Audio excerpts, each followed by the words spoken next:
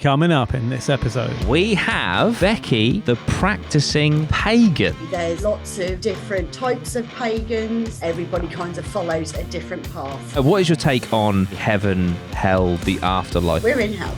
Are there people that practice witchcraft for malevolent purposes? Yeah, there will be people out there. You're going to get light and dark. You do paranormal investigations, is that correct? Oh, I do. I woke up being pulled off the bed. I had perfect bite on my arm. No.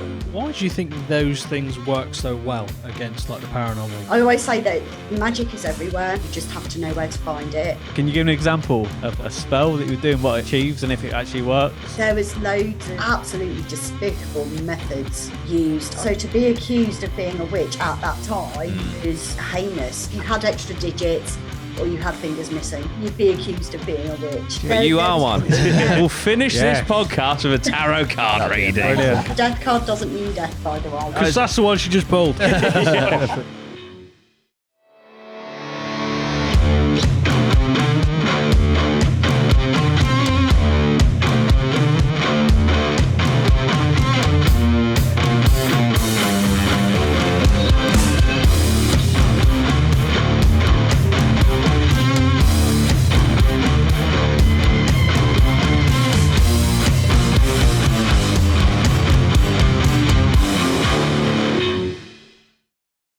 APMA, how are we doing? Welcome. We have a special guest joining us today. We have Becci, the practising pagan. Hey guys, it's really nice to join you here on your APMA podcast today. Thank you so much. Welcome. So I guess, I'll be fully, transparent. The practising pagan, I have no idea. So would you like to introduce yourself? Let us know a little bit about your personal history and how you got to become a practising pagan. So my name's Becci. I live in the beautiful county of Norfolk, and I'm a practising pagan.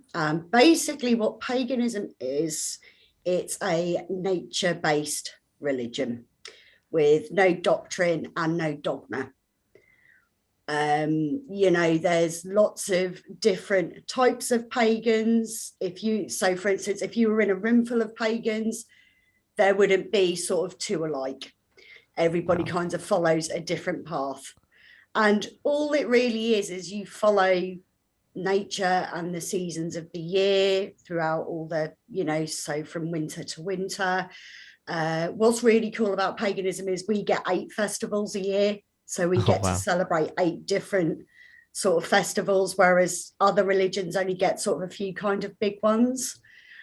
I got into it as a teenager back in sort of the late 90s, mid 90s. I'm giving away my age now, aren't I?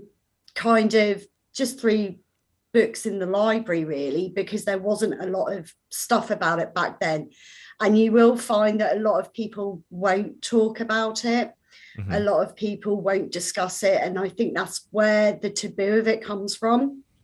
So I kind of got interested in my younger sort of teenage years, as you do, call it a rebellious phase if you want. And it kind of just stuck with me. And then I got to kind of my mid-20s and it kind of all just clicked into place.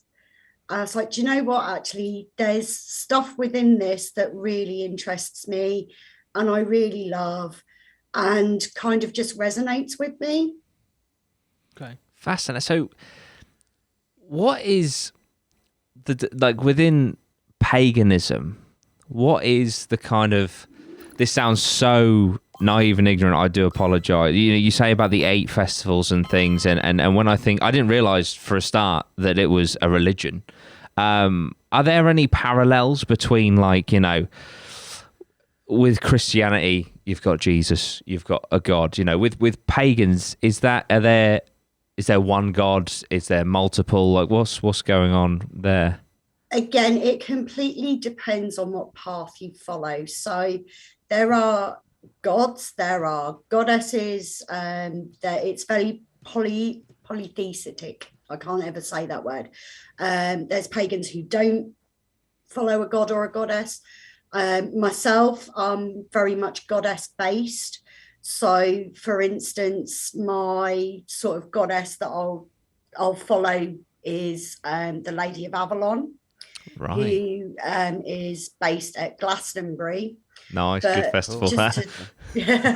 But just to tie it in with sort of the local feel, so the goddess of East Anglia is Andraste.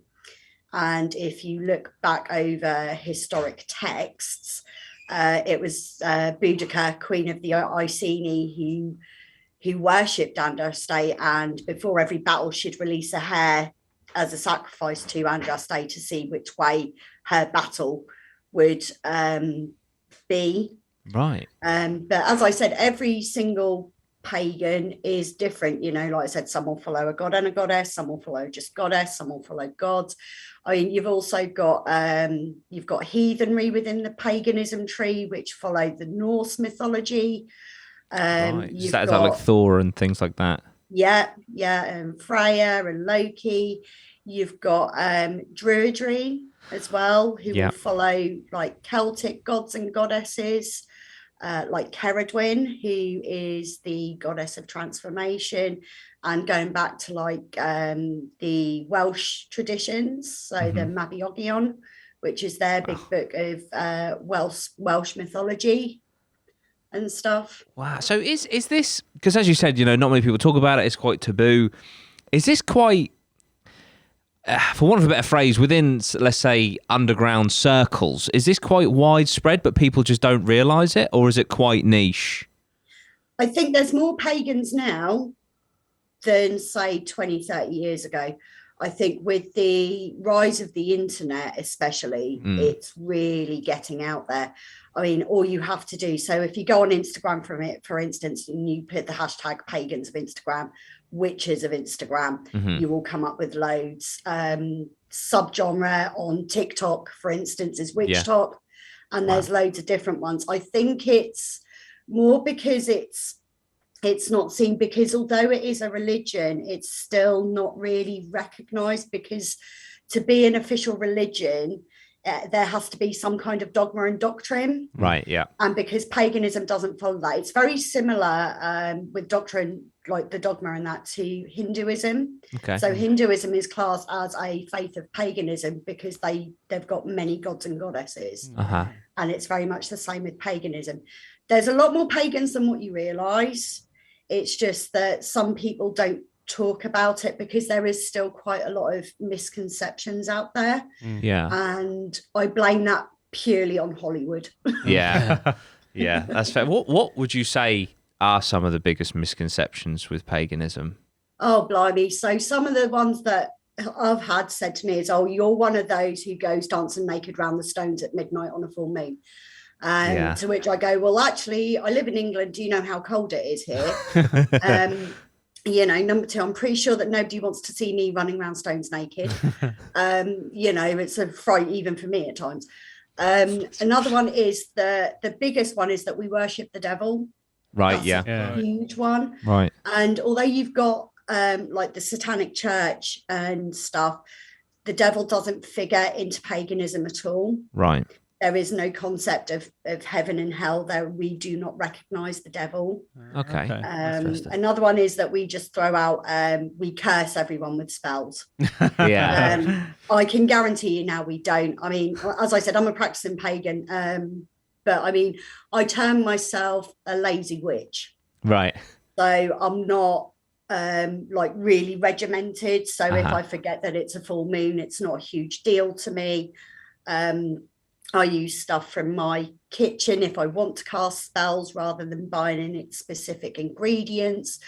I don't do big elaborate rituals at festival time as well.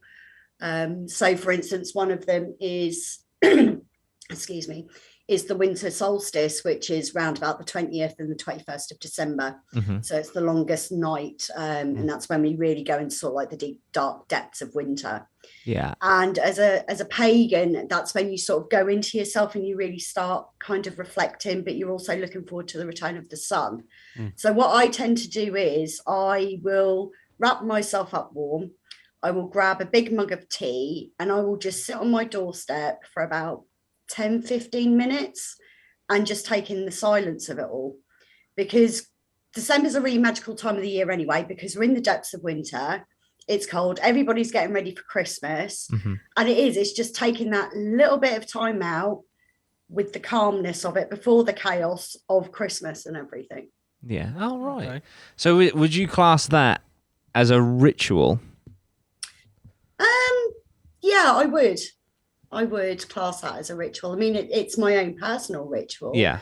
I mean, I've attended big sort of rituals and ceremonies as well. What do they entail? Where, you know, we will call in, so the elements. So like, I mean, if I take it back to basics, so basic principles of it are, so the elements and the directions. So north is earth, east is air, south is fire, and west is water.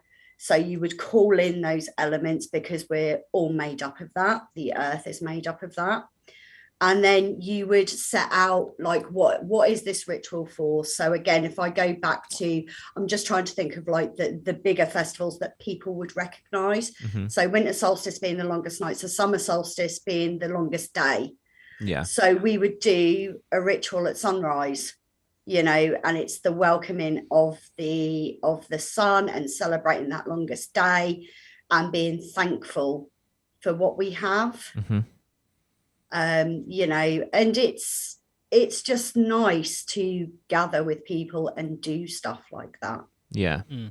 With other like-minded people. Yeah. Sounds like very like sort of spiritual, like community, like connecting with, you know, with yourself, but then obviously connecting with, you know, others as well. Like I say, when you said with festivals, obviously you don't very rarely go to a festival where it's just you on your own. So it's like, just meeting up with other, communities like seems to be like the core thing, and sort of celebrating, you know, your beliefs with like-minded people, which is pretty much what festivals are, aren't they? Yeah.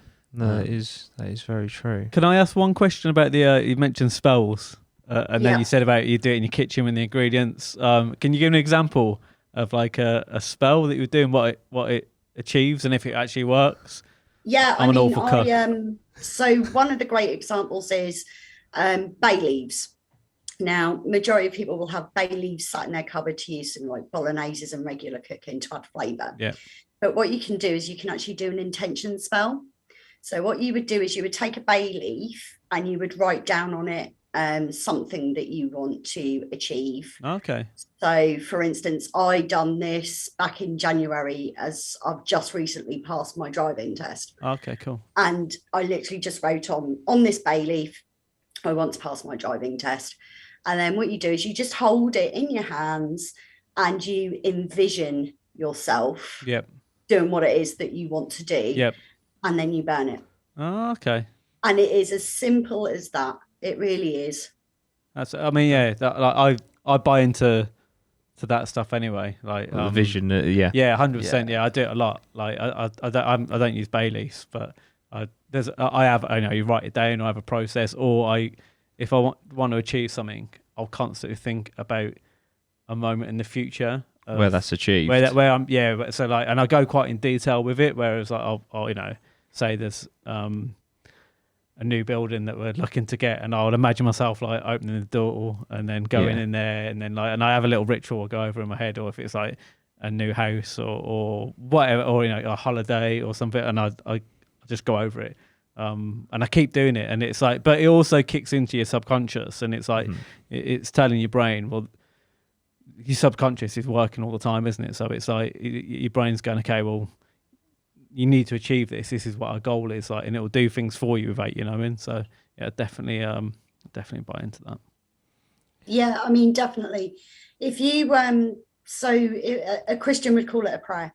Yeah. We just happen to call it spells. Yeah. But as you said, in order to sort of manifest that, you're constantly thinking, right, I've got this intention in my head. I'm just going to keep on thinking ahead to the future. But you also take the practical steps in order to achieve that. Yeah. And I think that's what the difference is. And I think spells just kind of give you that little extra kick, so to speak. No, I like that. So it's never that, because when usually, and again, this is probably from Hollywood, like spells to me, it always seems malicious. It's always usually of a negative and a bad thing. But like say you're explaining it, you're going, oh well, this is for a positive, you know, and it's like, oh, I never really thought about it like that. So yeah, that's interesting, really interesting. It could be Hollywood's, you know, like I say, manifestation.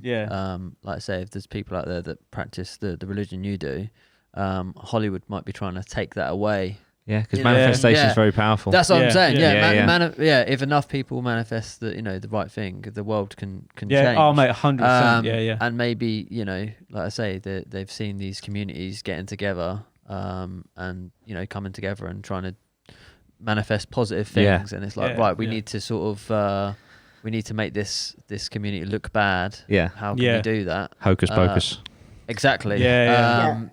Different things like that. Because like I say, when I think of paganism or witches, it's negative instantly, and it's like and like I say, just speaking to you now, you've completely just changed my entire sort of outlook and perceptions. Perception on the whole thing, because it's completely just changed my mood. So like I say, that's why it's great to talk. And absolutely. And drawing a parallel between spells and prayer. Because you think of a Christian praying, that's just what they do. And to think of a spell in that way is absolutely fascinating. Well, when you think of making a prayer, it seems a bit boring, but casting a spell is quite cool, isn't it? That is cool. That is. I'm getting some bay leaves. Oh yeah, 100%. Yeah, I'll have loads of them. All my notes. So is there a direct correlation between paganism and being a witch? I.e., if is that part and parcel, or is that an addition to?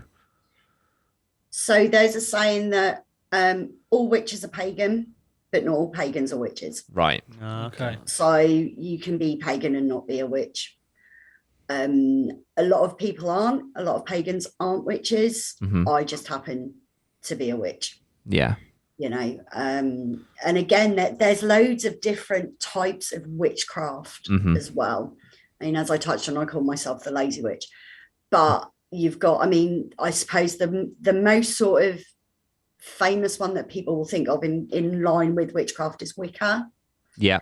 Right. Which is very rigid, very regimented. They have a lot of rules to follow.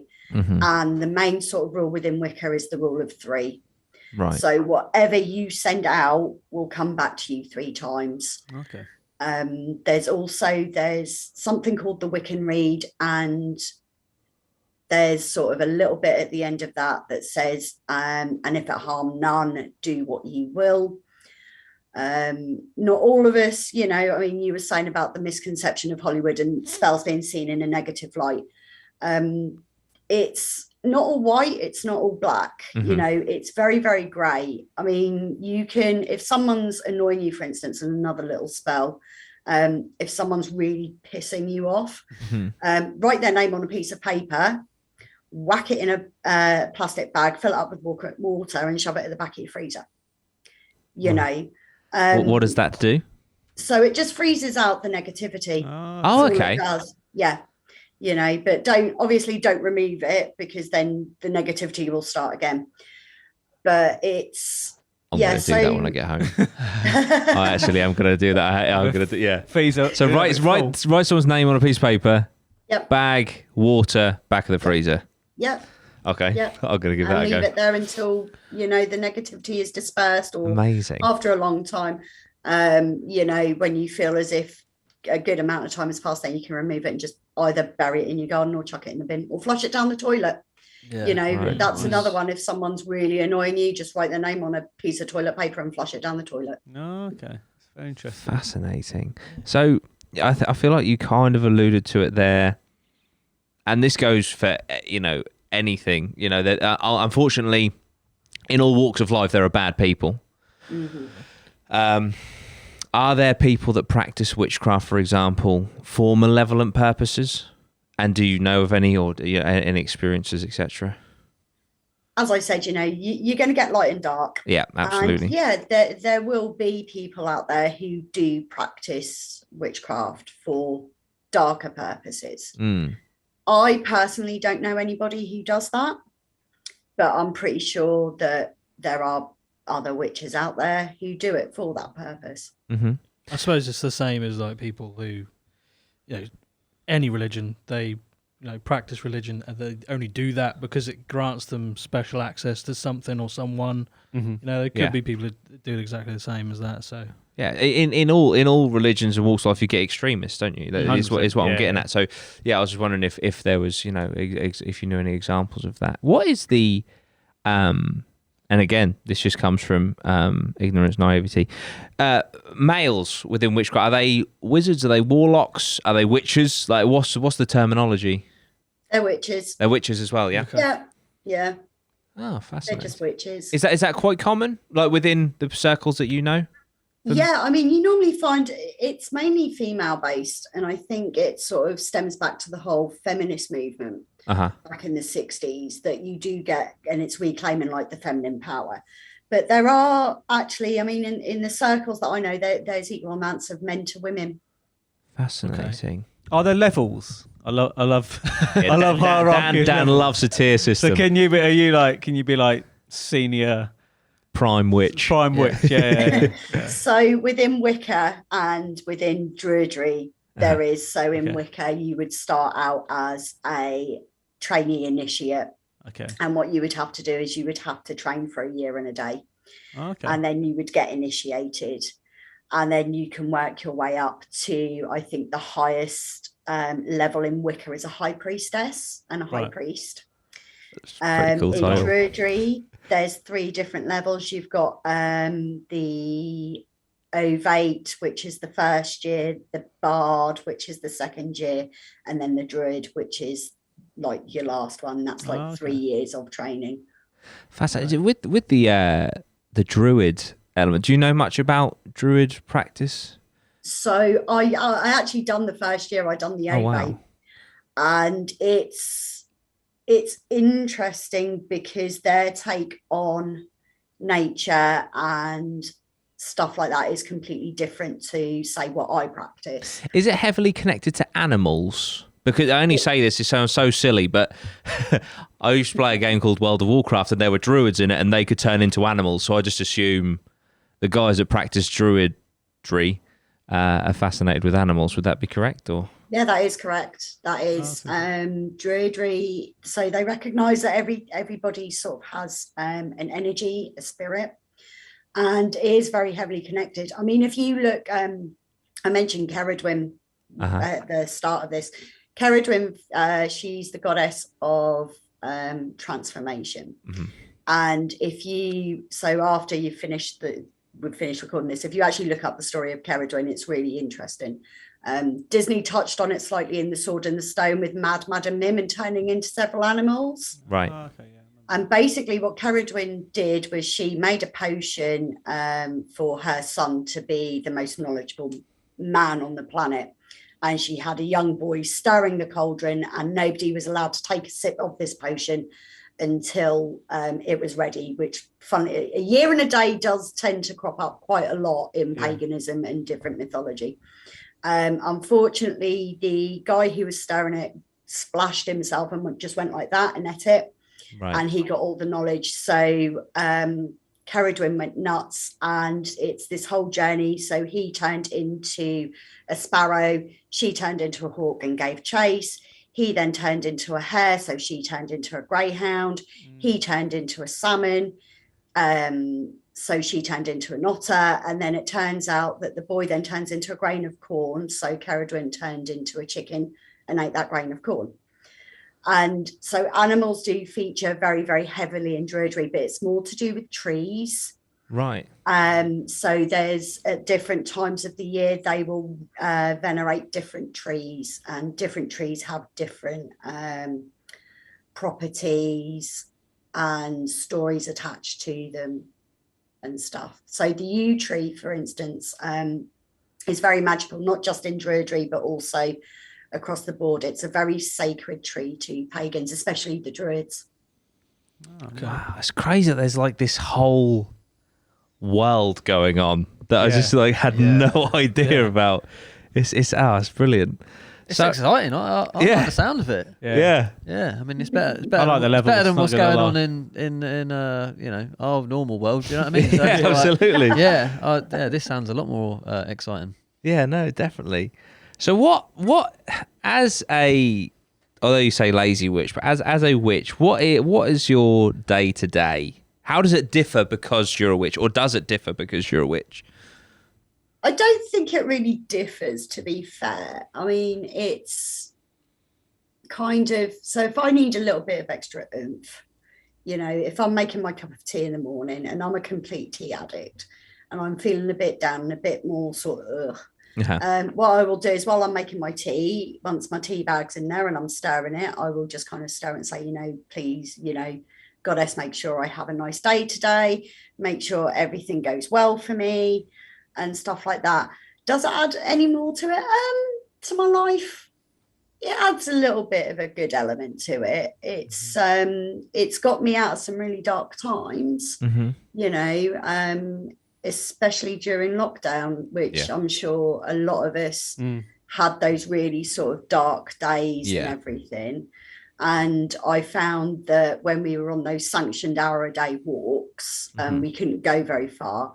It was nice for me to actually go right back to the beginning and actually follow the season, just walking around my local area. Yeah. And just taking that little bit.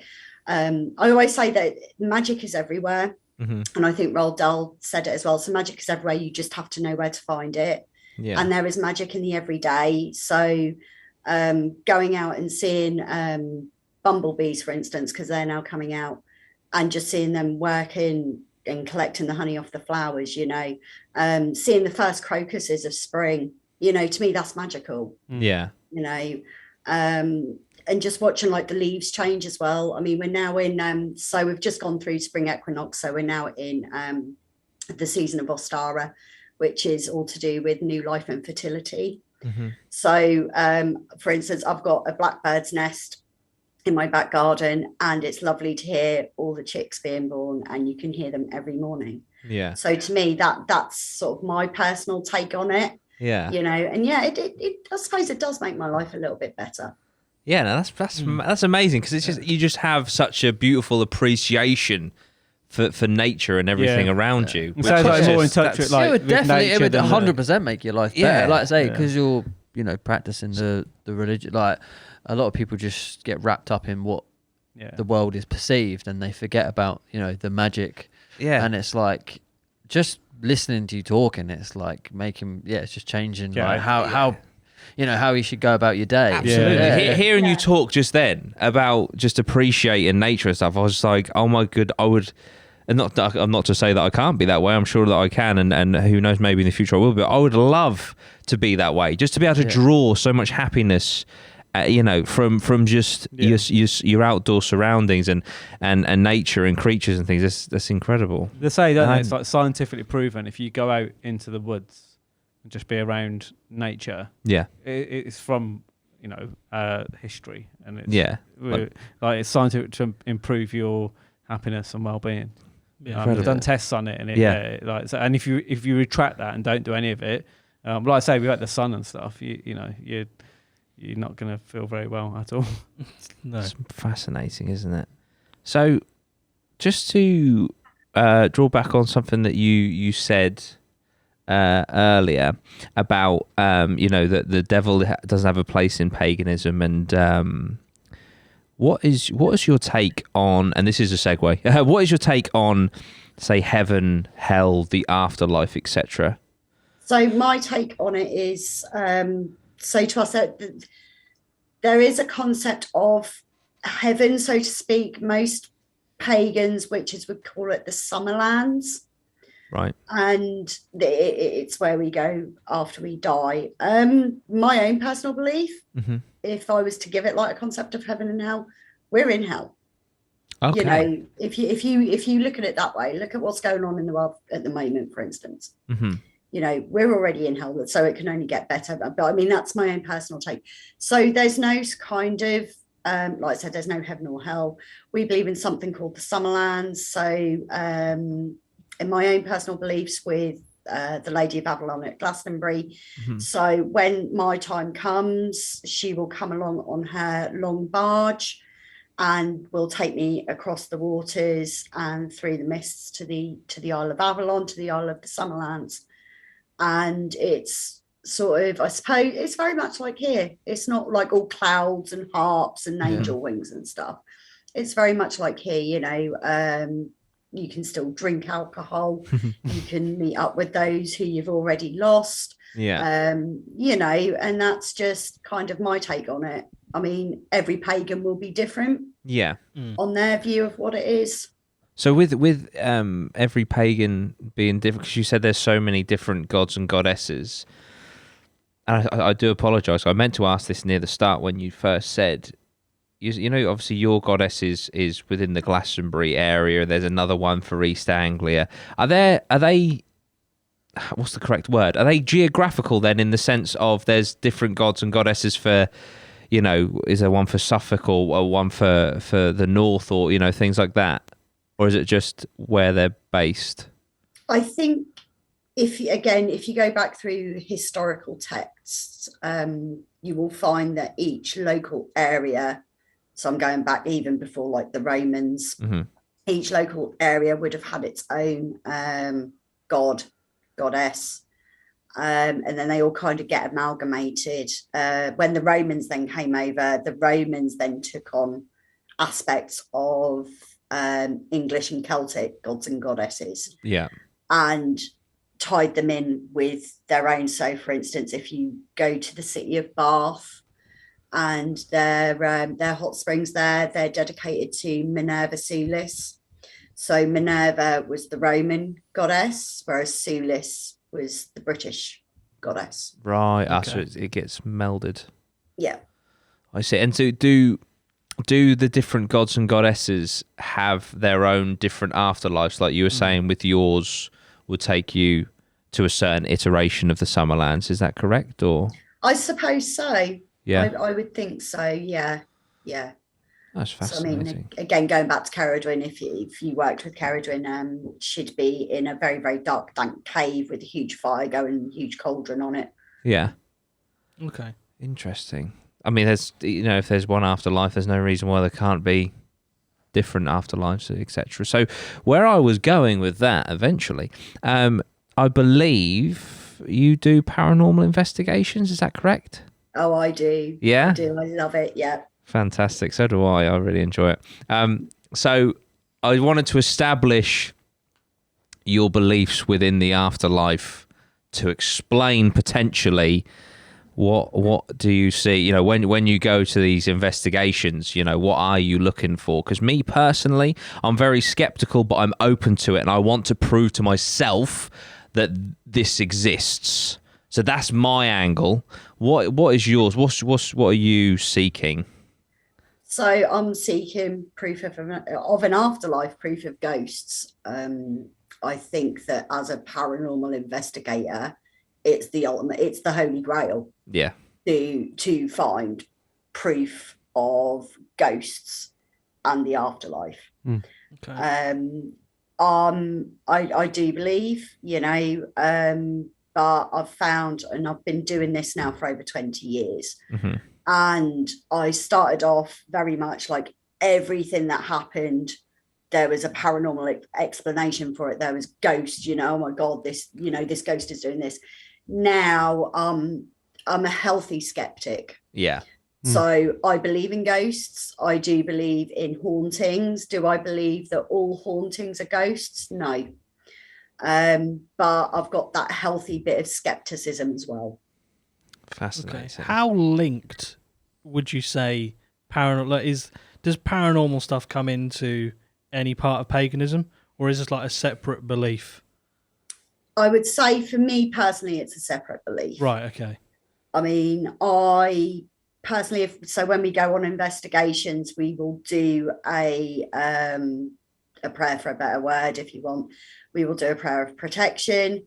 So some on our team are Christian, some are atheists. Okay. I'm a pagan. So it's literally, we will say these words, but beforehand we'll say, right, so whatever you believe in, call them in to protect you. Okay.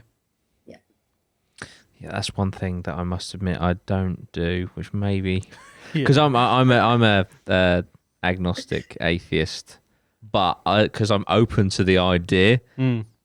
Just for insurance, it'd probably be a good idea just to send out a prayer, just in case. Just in case. Yeah. Have you ever? What would you say you have found? What you've been looking for? Would you say you've found the proof, tangible proof? I've had interesting experiences. Have I found tangible proof? Not yet. Not yet. That's fair. What are those experiences? So again, if I sort of start right from the beginning, I got interested in the paranormal when I was about 7. My family live in Surrey, and we used to go to Hampton Court quite a lot, and being told the stories of the ghosts at Hampton Court kind of piqued my interest. I have family who live over at the border in Suffolk, near to where Borley Rectory used to stand, and I got absolutely fascinated with that. And that's the issue with the paranormal, is you can very much go down rabbit holes, and I was absolutely fixated on Borley Rectory for years and years and years. And when I got to 14, I had to go to Great Ormond Street Hospital to have surgery done on my arms. And we were in the old wing. So this was just before they started to do the big rebuild there. So it was still the old Victorian building with the long big corridors and spooky. like the Nightingale wards and everything. And the night before my surgery, I said to like the nurse on duty, right, I'm just going to go and have a bath. She went, yeah, that's fine. So I'm in this sort of bathroom with the big old fire door. I turn the taps on, I'm running the bath, and I hear the door go behind me. And I've stepped back and I've stepped on a nurse's foot. And now I know it's a nurse because out the corner of my eye, I can see her shoes, her tights, and the bottom of her nurse's uniform. So me being me, I'll turn around and go, oh, I'm really sorry. And there's no one there. Oh. Okay. And I'm thinking, okay, that's a bit odd. So I've turned the taps off. I've gone back up to the ward and just said to like one of the nurses there, did one of you just come in? If you did, I'm really sorry I stepped on your foot. And there was 3 nurses on duty. And they said, no, none of us have been in.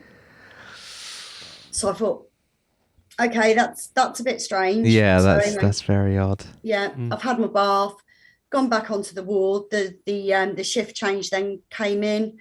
And one of the night nurses came up to me and was talking to me. She went, oh, I hear you met Florrie today. Okay. I was like, Florrie? She went, yeah. She went, she used to work here in the 50s. And she just carries on walking around the wards, making sure that all the children and the teenagers are safe and okay. See, I hear things like this all the time. In like, so someone we've had on, my cousin's partner Michael, he has a similar story about a prison guard in the prison. You hear these stories and it's like everyone can't be wrong. Yeah. Do you know what I mean? There's such a recurring, this person used to work here, they never left, and obviously tangible for you to see the skirt, the tights, the shoes in the corner, and to feel the sensation of standing on someone's foot and no one was in there. Those are the stories that they get me. Do you know what I mean? It's wow. Yeah, there's definitely stuff going on. Just even if you put it down to like energy and memories and stuff, because we don't know too much about it all. No. And there's so many things that happen that we can't explain. And we're like, and again, thousands of cases of stuff. All the time. And it's like, all the time. it's hard to distinguish what it is, but there's definitely something there that we haven't clocked or don't know about. Yeah, no, for sure. And I have to say also, fair play for you for seeing the bath through, because I wouldn't have had that bath. I wouldn't have gone back in that room. Did you say? So you say you had multiple experiences. Do you have any other? I love ghost stories. I won't lie. Yeah, I can listen to ghost stories all day. I used to. My friend used to live up in Gloucestershire. And she was living in a new build. She hadn't been in there too long. And I said, I'm going to come and stay with you for a few days, which I did. And I woke up. There'd been she'd had a couple of little paranormal experiences. And this was back in 2003. So it's about the time that Most Haunted had come out. Right. Yeah. You know, very first series of Most Haunted. So everybody was kind of excited. And she said, I've had a couple of sort of little weird things, but I don't think it's anything major. I'm like, all right, okay. And she knew that I was into it. I'd gone to bed that night, and at about 3 o'clock in the morning, the witching hour, as we all know, I woke up to see my duvet being pulled off the bed, and I had perfect set of teeth, a bite on my arm. Wow. No. Yeah. And also while staying there, I got locked in her bathroom, and her bathroom didn't have a lock on it. Her husband had to break down the door. I mean, what? Mate, I'll just, as we're talking as well, you know, so we've got a doll, and Yes, we have a haunted doll. the doll was the doll was facing, because I looked earlier because you said about it, and I looked and it was facing this way, Yeah. and now it's directly looking at you, It moves all the time. and it like we had it sent in by a viewer. it's like yeah, I want to watch the and it show. just it moves. Fucking freaks me out, that doll. But that I swear to God, so I looked earlier and I couldn't see the face; it was looking away. Yeah. and now it's turned this way. Like since You guys are braver than me, because if that done that, I'd be out of there. Fucking- Big brave paranormal investigator. it's like it's just watching. Go, I'm interested. I'm gonna watch this. Oh mate, that's fucking scary. Ben's not happy with that. Yeah, poor Ben. He has to. We come in here once a week to film, but Ben, well, he works. This is where he edits, so he's in here a lot. And I do apologise. Does it move a lot?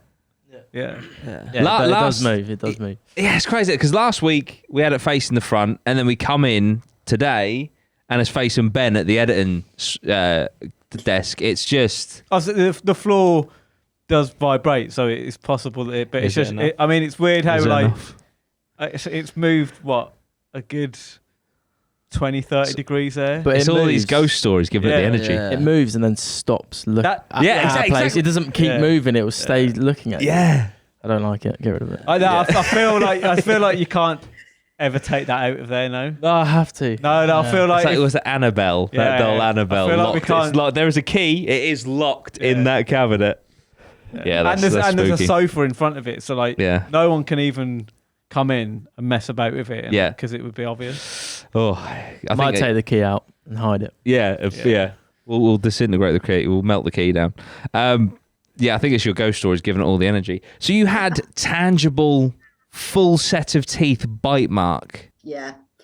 That's And terrifying. I was staying there for another 3 days, to the point where I actually, the last 3 days I stayed there, I slept on her sofa with her Doberman, because I point blank refused to go and sleep upstairs. And they only stayed there for another 6 months after, before they moved back down to Norfolk. And the day she moved back down, she went, oh, by the way, I've still got the keys. You know, I will pay you. I think she offered me like $2,500. She went, I'll take you the keys now. You go stay there by yourself for a week. And she swiftly got told where to go. Oh dear. No, I'm not surprised at all. Was you when you was there and when that happened? Was you like a pagan then as well? Do you think that would have anything to do with it? You know, like I say, you're quite open to these different things. Do you think, like I say, sometimes if you look for stuff, it you find it, don't you? So do you reckon that would have anything to do with it? Do you reckon you have sort of a closer connection with sort of paranormal stuff because of what you do, or is it just, like I say, something that sort of interests you? I think at the time I wasn't a practicing pagan. Oh, right, I okay. didn't really, I kind of dabbled. Yeah. But at that time I wasn't even that wasn't even in the picture. Yeah. It's only sort of been over the last 7-8 years that I've really sort of started practicing every day. So no, I mean, we sat there and we really dissected it. I mean, I read tarot cards, and I'd taken my tarot deck up, and we tried to see, well, has me doing you a tarot reading caused all of this? Right. And we just couldn't come to any sort of evidence that would have kicked this off. I mean, after I left, the paranormal phenomena got worse. Interesting. Yeah, to the point where the whole family were sleeping downstairs at one point, you know. Oh because- my goodness. Yeah, yeah. And she actually sent me a video. She decided to set off a lock-off camera in her kitchen because the pots and Nice. pans were moving. Yeah. Jeez. And she actually caught a head, like this ghostly head, just sat on the draining board. What the And hell? and you could see the eyes and the mouth moving. It was so bizarre. And even back then, even though I kind of believed that everything was paranormal, I'm kind of watching it thinking, well, that's surely got to be a reflection from the glass in the window, Uh-huh. Yeah. or that's, you know, that's light reflect bouncing back off the metal draining board. Mhm. But then it just disappeared. And it was just so bizarre and so frightening for me because Yeah. I've never had that kind of experience before. Yeah.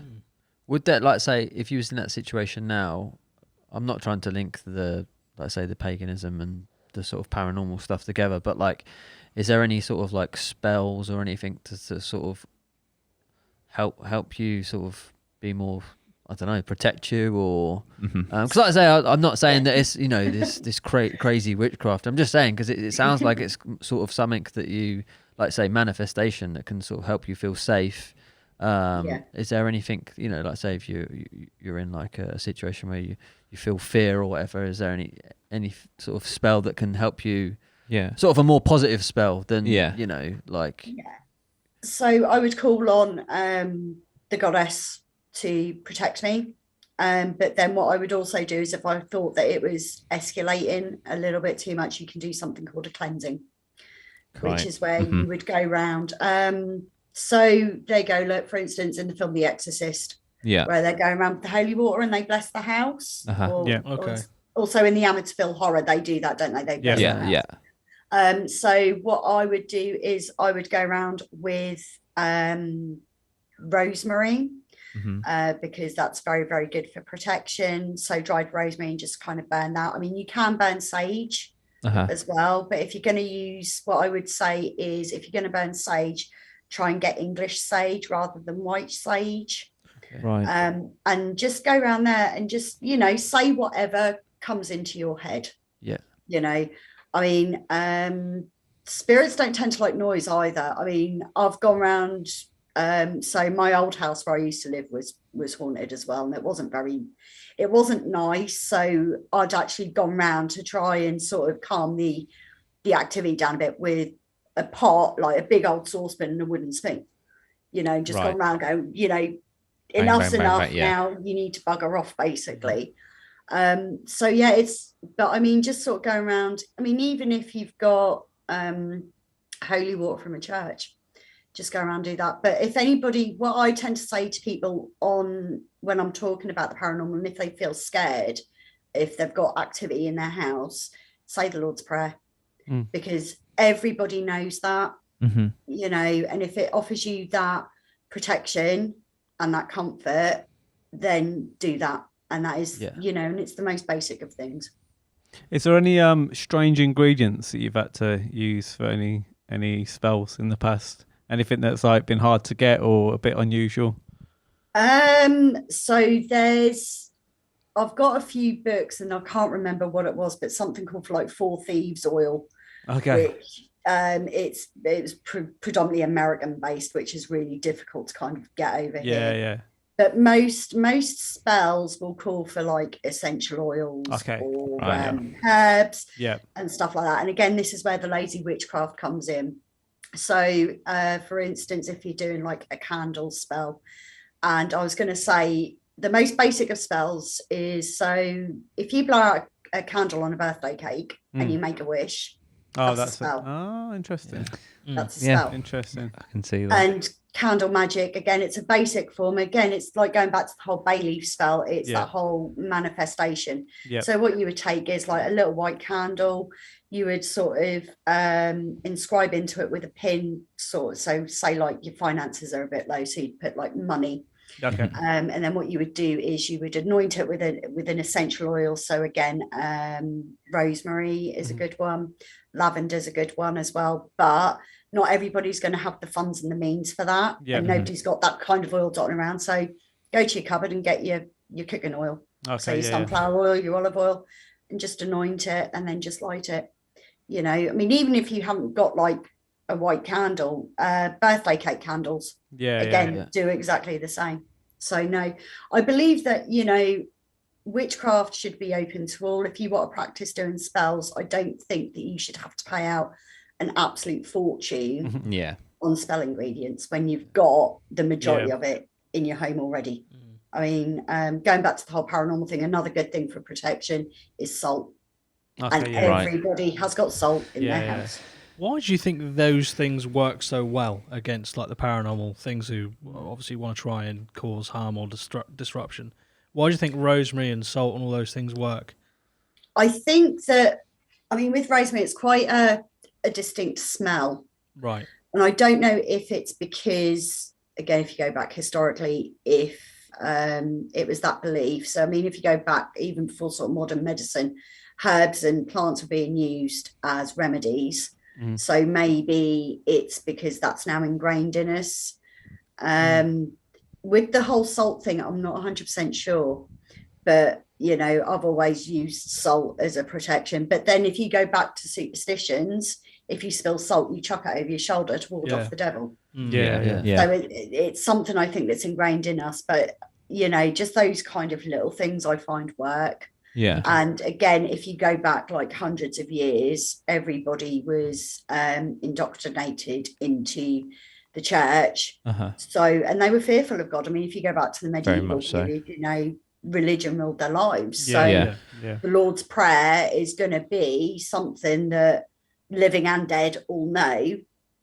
You'll find that most sort of older ghosts would be fearful of that. I understand now. That makes sense. It does make sense. Yeah, I've never thought of it that way. Yeah. Speaking of protection, because I do on occasion do these things, and I want to take these boys with me to the Ancient Ram Inn very soon. I'm so jealous. I'd love to go there. Can you? So with the holy water, can you literally go to a church and ask the vicar to do that for you? And are they obliged to do it, or is there a process? So if you wanted a bottle of holy water, you can go to, so for instance, it's mainly a Catholic thing. Right. So for instance, in Yarmouth, you've got St. Mary's and they actually sell bottles of holy water. Oh, do they? Yeah. I might have to invest. Yeah. It's worth it. Again, good insurance. Just in case. Yeah, you can make your own. Oh, you just have to. I didn't know if you had to be in a position of holy power. No. If you believe in it, it's going to work. Right. So you can actually make your own. So moon water, leave it. So fill up a bottle with spring water or tap water if you want. Spring water is better because there's less sort of like impurities in it. Yeah. Leave it out under a full moon. Say a blessing over it, you know, to whoever you believe in. Bang, you're done. You've got your magic water. Interesting. Start selling it down at Yarmouth. yeah, that's it. 25% off. Yeah, new merch. Yeah. Holy water. That's fascinating. Another thing I just wanted to, I remember you saying about the Hollywood sort of tainting, and I can kind of, from like a conspiracy aspect, I can kind of see why they would want to do that. Because how you're explaining everything to me, everything's quite positive. It's like a manifestation, positivity. Are there any like sort of conspiracies with Hollywood that you sort of believe in, or you know, is there any like talks within your community where they're trying to put like a downer on what we're doing because, you know, what we're doing is good? I think that within the community there is a lot of, you know, why has witchcraft been portrayed in this way? I know that when the New Adventures of Sabrina came out on Netflix, there was quite a lot of sort of talk about that, saying, you know, that they're now going to think that all witches are Satan worshipping and the devil worshipping and stuff. And there was quite a lot of talk on that. But also it's kind of, so the representation in sort of Hollywood and stuff like that, and the fact that a lot of people still think that, you know, we're how we are in the movies, and the stereotypical sort of image of the witch as well, you know, with the big pointy hat, wart on the nose, you know, old and decrepit, and we're not like that. Especially sort of now, like I said, with things like Instagram, social media, TikTok, if you were to type in, like I said, hashtag witch talk on the TikTok app, you would come up with people who are younger than me talking openly about witchcraft and what they practice and stuff.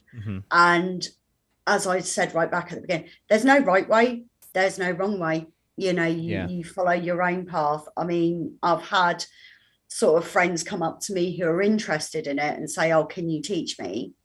And I was like, well, I can give you some basics, but don't follow my path because it might not be correct for you. Because it just seems like from young, we're like sort of made to believe that there's this negative sort of thing that is around it, and just like I've never really thought about it before, but I'm like, why? Like I say, speaking to you, everything seems fairly positive. So why? A lot of it seems like sort of self-belief, self-manifestation, which is all stuff that I believe in, truly, you know. And but then you go back and it's like from young, if you think about it. I'm trying to think of the first time I ever under like saw a witch. Like, for me, it was Hocus Pocus, and I'm pretty sure aren't those three witches trying to eat the children in the local, you know? But so it's like, and from birth, from like all my kids' books that I read them, it's like the witch is always bad. I can't think of an instance in any nursery rhyme or film where there's a good witch. It's always that. So even if as you get older, like you know, your beliefs and that change and stuff, like that's certain things are ingrained. That's just ingrained in you. So and then there's never like any reinforcement of like a positive. Going back history again. This is just I haven't done massive research, but they used to, if you was to be a witch, I was going to bring this up, the Salem witch trials. So it's like, is that me thinking before? It's like, oh, someone's trying to cast spells and be negative. You'd understand why people wouldn't want that way back in the day when they didn't really understand the world or whatever. But was it just people trying to be positive? And because again, like even like nowadays, it's like we're being, you know, you can't speak your mind or whatever. We're being trapped in. It feels like we're being more closed in. You know, for freedom of speech. And was that the same thing back then, where, you know, people were being too positive and, you know, this thing manifestation works, and they're like, oh, we need to shut this down ASAP because we can't have, you know, people with this mindset. Like the church. I'm just trying to bring the church shutting it down. Well, that's what I'm saying. People are getting onto it. It's just literally rejecting what's already established.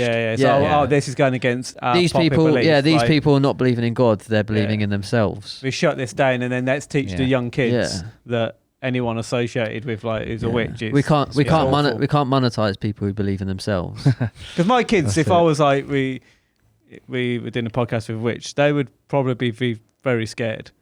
Because that's all they would know. That they've only had and we're breaking the stigma today. This is awesome. So I'll show them, and then they won't be scared. No, absolutely. So what is your? Have you? I'd imagine you have. Have you looked into the Salem witch trials and things like that? The history. I have. So my job is I'm actually a heritage guide for Great Yarmouth. So we go out and we do history walks for people. Cool. And my speciality is gory stories. Fantastic. So I have really researched the East Anglia witch trials because, again, a lot of people don't know there's a huge link between Salem and Great Yarmouth. Is there actually? Okay. There is. So 3 women who were accused of witchcraft at Salem were born in Great Yarmouth. No way. Yeah. For those that don't know, although I know many do, that's mine and Lozzie's stomping ground. Yeah. So there's a link here. That's fascinating. So they were born in Yarmouth, went over, and what happened? So basically what Salem was, it wasn't because these women were practicing witches, because they weren't. They were of the Puritan faith, and again, you've got to look at the times and what was going on in the world. Yeah. So if I just quickly give you a little bit of backstory with the East Anglian witch trials and Matthew Hopkins. Yeah. It was during the midst of the English Civil War. Right. And there was a lot of famine and hunger and infighting. And if you look at any kind of conflict, there's always going to be a group of people who are persecuted. And unfortunately, it happened to be poor women who are either widowed or spinsters. So if we go over to Salem... sorry to interrupt. What's the definition for a spinster? So it's an unmarried woman. Right. Oh, wow. Okay. Yeah. Wow. So then if we go over to Salem and you're in this puritanical faith, and basically the accusations aimed at the women and the couple of men as well who were executed at Salem, it was all to do with land grabbing. Right. So the three women who were accused from Great Yarmouth were Rebecca Nurse, Mary Eastie and Sarah Cloyce. And they were sisters. They were known as the Town Sisters. Born here, you can look them up in the parish records. Born here in Great Yarmouth, then moved over to Salem.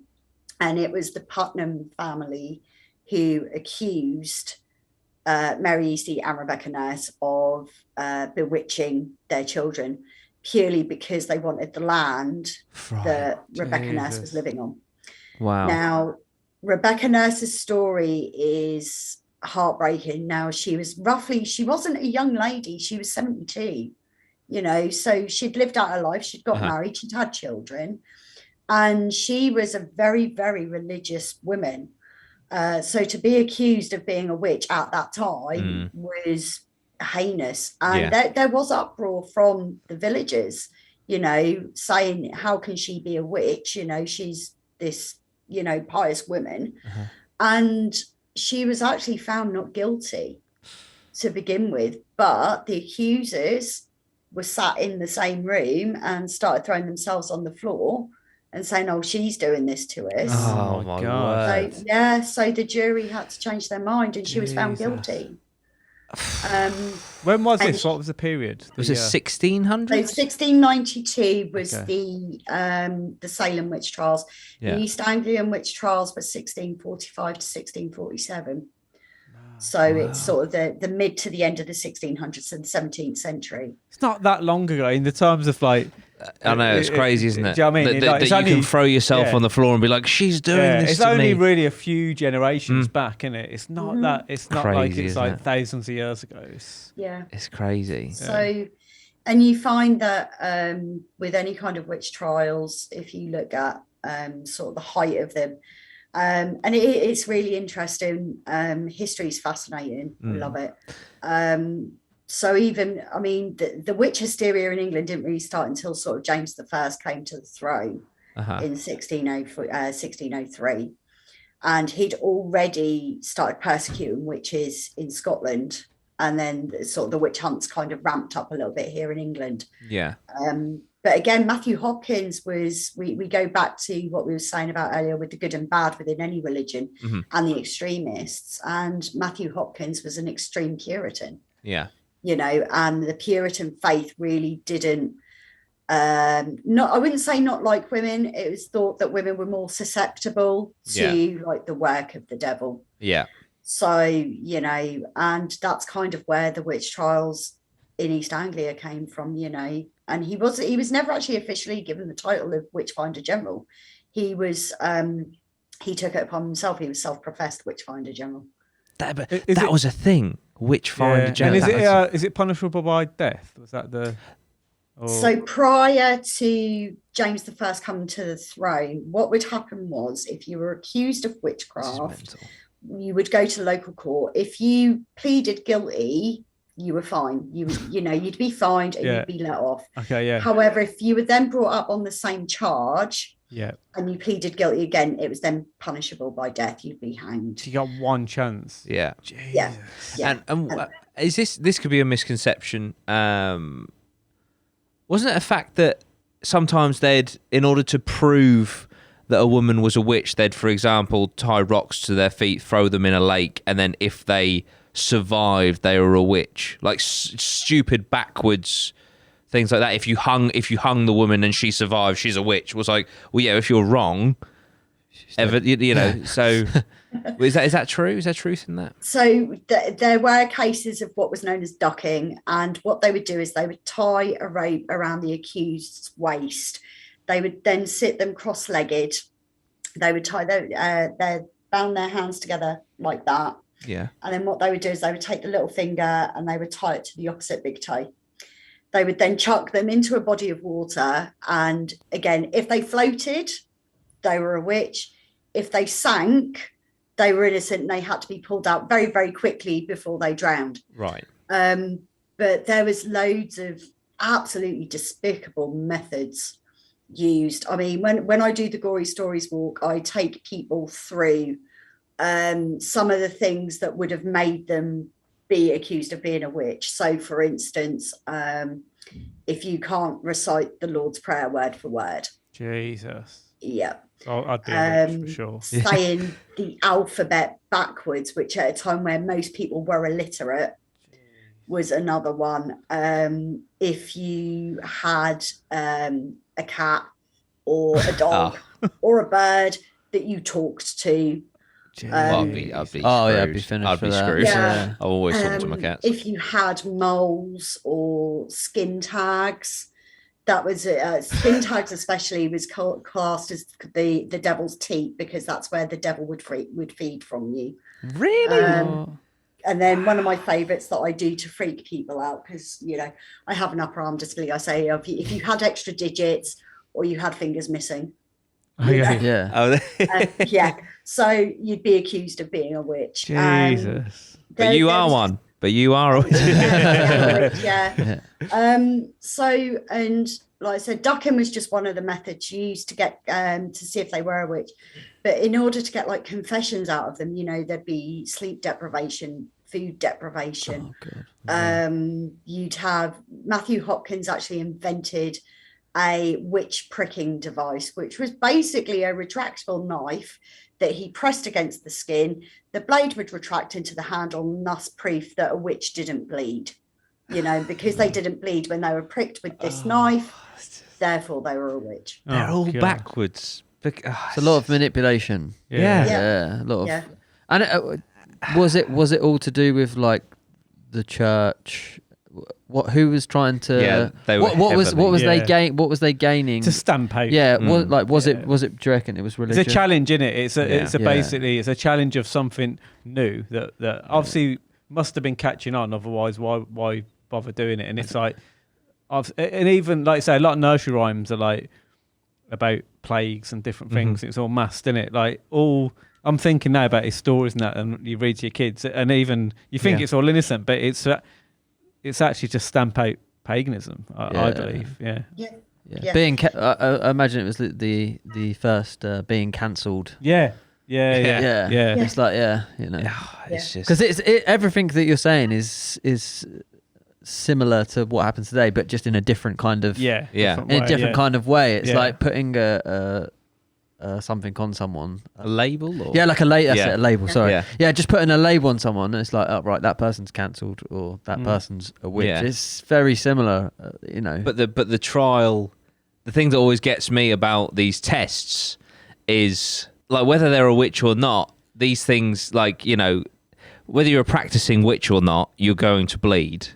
So to say that a witch can't bleed, you can't win that either way. Do you know what I mean? You're going to get stabbed in the hand. You're going to drown until they pull you out because you can't float because of, you know, whether you're a witch or not. So obviously you said with the first couple, they just wanted to take their land. But were there people practicing witchcraft at the time? But So obviously it's at an the innocent time, thing. But if there were practicing witches, which I'm sure there were, yeah, there would have been. It would have been very covert and very underground. I mean, even sort of midwives were accused of being witches because of their knowledge of childbirth. Yeah, you know. So the local herbal women who would come up with remedies for, you know, different ailments and illnesses. Yeah. The ones that were Because they helping. had that knowledge of plant life. Yeah. They would have been accused. And it's because of, unfortunately, at that time, the pure power of the church. Yeah. That's what I mean. It all seems to be like Always. Yeah, and it's like even like when you explained, you know, how you practice and it changed everything around because again you think witch is negative, but that's just been put out there. Yeah. By you know the media or whatever. It's still there. It's still there. Yeah. But actually, like I say, practicing be. is like you know it's positive stuff. It's manifesting and stuff. So they're still trying to stump that out. Today, really, you know what I mean? Well, it's like it's inbred from like I mean, and I doubt even the teachers or the syllabus or anything knows this, but like all your books, like all your TV programs, all the Disney programs you grow up watching, all the scary witch and that, and if you trace it back for history, it's just like that's like it's so interesting. Yeah. Don't think really positive, otherwise people might think you're a witch. Yeah. So You saying about how, you know, you've really got this negative undertone. That, I mean, it was still illegal in this country to class yourself as a witch right up until 1953. Really? Wow. Yeah. That's good. 1953. Literally not long ago at all. And that's illegal. Yeah, I mean, illegal. Yeah. That's crazy, isn't it? You could still be imprisoned for practicing witchcraft right up until 1953. But even the word witchcraft, I'm naive to it as well. Even before coming on this podcast, speaking to you, like if anyone said to me, "Oh, as Jordan said, we've got this lady, she's a witch and she does witchcraft," in my head, and again, it's because of I don't know any different. I see it as like as a negative. Witchcraft to me seems bad, but actually it's not. So, are we gonna have a little curse put on us? So that sort of thing. Yeah. I genuinely thought I was like, oh my god, like imagine if say the wrong thing or whatever. Yeah, if this doesn't go well, you're like, right, that's it. This is the curse. Yeah. But it's completely. Yeah, like that's what we're in it. Question everything. You're going in the back exactly. Of the freezer. I like the freezer things. Yeah. I'm doing that. 100%. I'm going to jot some names down, throw it in the freezer. You know, like there's a thing, and they say like, you know, if something's annoying you can mentally like put it into a box and put it out. You know, I suppose it's just like a physical way of doing the same thing. Doing the same thing. And like I say, once you've done that, if that person's annoying you or whatever, you've always got you're in the back of the fridge. Absolutely. Down the toilet. Absolutely. I do have a question because you said that you do tarot card readings. Is it possible to do a tarot card reading over a Zoom call, or is that something you have to be in the room for? No, I can do that for you if you like. Should we give it a go? How long will that take? Because we might need to just go to a break and then switch the cameras. I mean, I've just got to grab my cards. They're literally... Okay, I'll tell you what, if you grab your cards, I'll take it to a break. We'll come back and we'll finish this podcast with a tarot card reading. Brilliant. Epic. Right, we'll see you after this break, guys. Thank you. Okay. Thank you.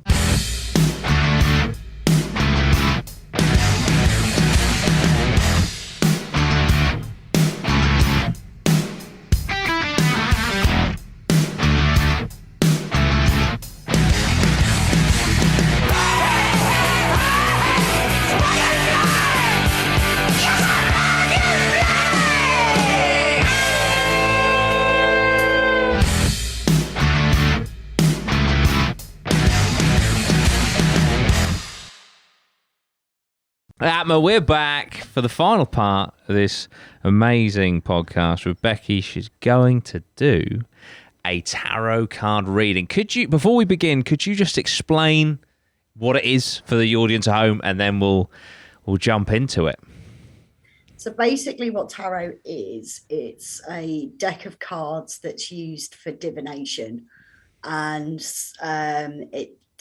it depends on where you read it. I mean, it dates all the way back to the Egyptian times. They were using divination tools then, but the tarot deck that we know now comes from like the 14th century and in Italy. Wow. So there's 78 cards in total. So you've got the minor arcana, which is very similar to a deck of playing cards where you have 4 suits. So in a deck of playing cards, you'd have hearts, clubs, diamonds, and spades, whereas in tarot, it's wands, cups, pentacles, and swords. Right. And then you have something called the major arcana, which kind of tell a story. So you've got things like the Fool, Strength, the Lovers, Judgment, and they kind of give you a better picture of what's going on. And each card has a different meaning, Right. depending on what question you want to know and stuff like that. Oh my God. Okay, cool. So we have to ask a question and then it's answered through the cards. Yeah. Oh, wow. So who's going to be the lucky recipient? I think Jordan's It's got got to to be be you. Jordan. Oh, Yeah, great. he's got the t-shirt on I as got well the for t-shirt. it. Oh, man. What sort of question? What are the common questions that you get asked? So I can do like, you know, just like general readings, like what's going to come up in my life. About the podcast. Most common ones Yeah. are love life, career, stuff like Career that. could be. Career. Careers Career and tied- podcast would be tied good. into the podcast. Yeah, Yeah, yeah. Can we tie it into the podcast? Like, Yeah. so obviously the career, how the podcast is going to go, things like that. Okay. Does it need to be a straight question or? Is this going to be our last podcast? No, I mean, it doesn't have to be a straight question. I mean, sometimes yes or no is kind of good, but just sort of. So, for instance, can you see, you know, getting more subscribers? Is our podcast going to become more successful? Yeah, that'd be cool. Yeah, we'll go for that one. Yeah, where it's going. Yeah, kind of thing. will this Yeah. podcast become more successful? Okay. So I've got my deck here. So if I just show you. So that's Yeah. the back of the deck. Uh-huh. So what I'm going to do is, and I'll do that also, I'm just going to cut the deck, and then I've already shuffled, and then I will pull 3 cards. Okay. Nice. So Rule of 3. Oh, God. also, just out of interest, the death card doesn't mean death, by the way. Okay. Right. Because that's what I was... Because that's the one she just pulled. I tell you, it's been That was- awesome to look back at. Yeah, in the absolutely. future. I was worried when we went on a little break just before this, and I was like, "Oh man, what if she tells me when I'm going to die?" Or something like that. I was like, No. does the tarot have the power to do that? Predict? No, It's not- so it's basically just used for guidance. It Right. doesn't, because you're in charge of your own free will. Mhm. Okay, so it's basically just guidance, Okay. really. Cool. But also, if anything did like that come up, we're not allowed to actually say anything. So if you go Really? silent, I'll be worried. That's cool. Okay, so what was the question? How successful will the podcast become Yeah. more successful? Okay, God, I'm so so nervous. you've got the 9 of Wands, Judgment. I'll show you the depictions on these. This is Yeah. quite a cool deck. It's a vampire deck. Oh, And I Nice. love Nice. it. So, and you've got the King of Cups. So That's gotta if be I good, show right? you- we've got the King of something. We've got King of So Cups. that's your 9 of Wands there. Okay. And Wow. basically what that means, so your 3 cards, so it's your past, your present, your future. Yeah. Okay, so in your past it's the 9 of Wands, and it means you've come up against quite a lot of barriers Uh-huh. and walls in order to progress forward. Okay. There's been Yeah. quite a lot of sort of harsh battles to get over Uh-huh. and stuff. And you've kind of got to the point where you wanted to give up. You're thinking, is it really worth me pursuing this? Yes, I have. yeah. Yeah. Yeah. That's so Um, interesting. You know, and it's like, can I really be bothered with this anymore? I'm really losing faith and getting all disheartened by it and everything. But then if you come into the present, Uh-huh. you've actually really overcome that, and you've got Judgment. Now, anybody would think with Judgment, I was like, oh dear, it's going to be really, really bad and stuff like that. But Judgment in the tarot is actually a really, really lovely card to get, because it's like a card of celebration. On a traditional deck, it's the messenger angel coming down with the big trumpets. Right. So whereas on mine, he looks a bit like a fool. So if you look at that one, Nice. Cool I card. love the So- artwork. A cool that card. says to me all your hard work has really paid off, and it's coming into fruition. Oh, You know, oh, it's yeah. just keep I'm a on believer battling here. forward, because you know you've got that inner strength to do that, because you've already overcome so many different hurdles and everything. Uh-huh.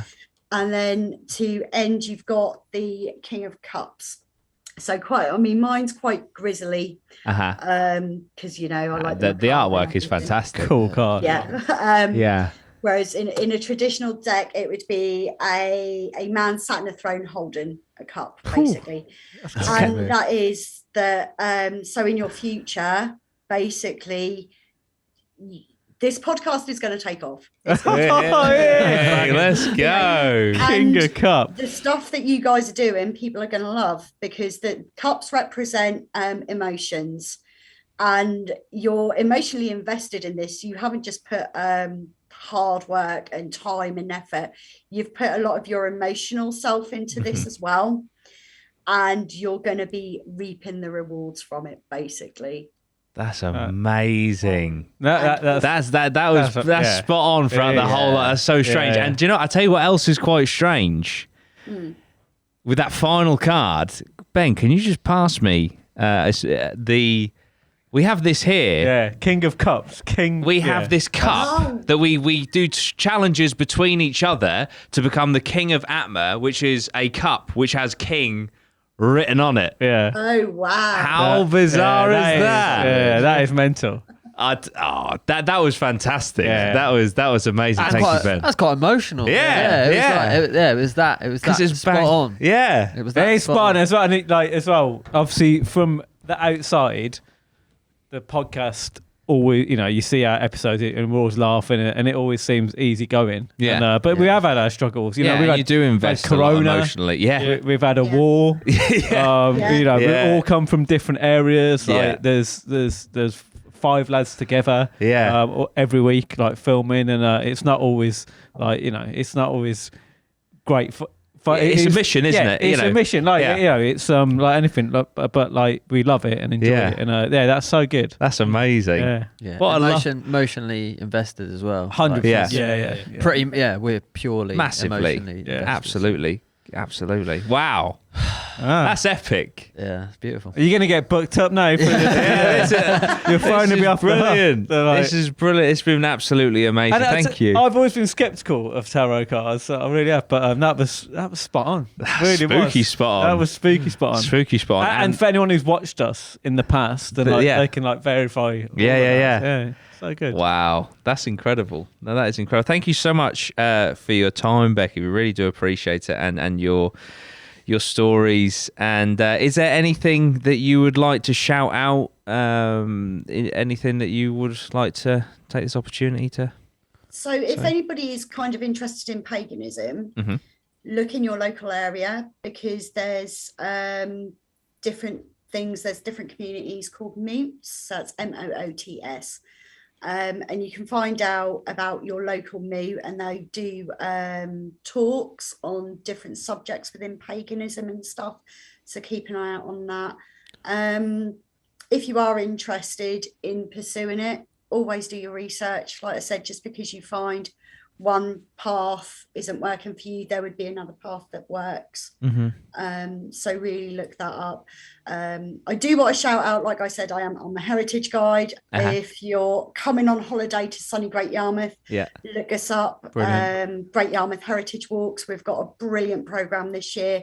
And I'd be delighted to see you all on my gory stories, where I talk about murder, I talk about punishment, I talk about the witch trials, and it would be really great. But thanks ever so much, guys, for having me on. It's been absolutely amazing talking to all 4 of you, and I'm so glad that I've managed to change your perception on witchcraft. Massively. Yeah, definitely. No, thank you. We should get down to Yarmouth as a special. I was then thinking that. I was then thinking that we should come 100%. along to one of your walks, and would you be happy for us to say film that and things like that?